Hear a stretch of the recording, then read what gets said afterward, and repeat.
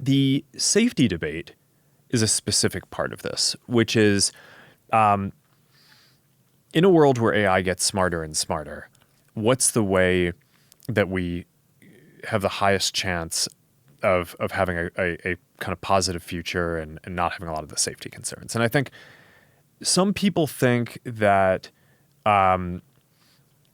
if we keep the model closed and don't give it to a lot of developers, that should make it safer because then you don't get bad developers doing bad things with the model.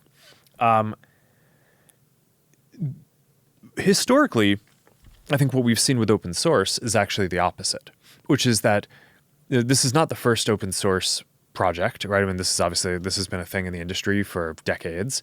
And I think what we've traditionally seen is that open source software is safer and more secure, largely because you put it out there, more people can scrutinize it because they can see all parts of the system. And then there are inevitably issues with any software. There are bugs, there are security issues.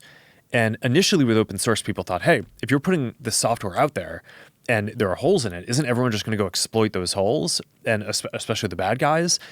But it turned out that it's sort of in this counterintuitive way that by adding more scrutiny to the systems, the holes became apparent quicker and then were fixed. And then people roll out a new version, just like we roll out a new version of our models, right? Llama 3, Llama 3.1, Llama 3.2, everyone upgrades.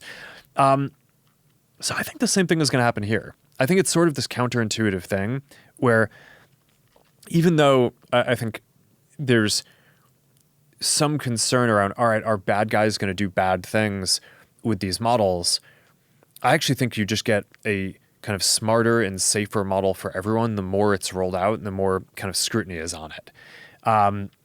And then part of that is we get feedback and we make the model safer so that as we roll it out to more people, it's safer for more people to use. So I think that the history of open source and the software industry generally would suggest that open source is going to lead to a more prosperous and safer future.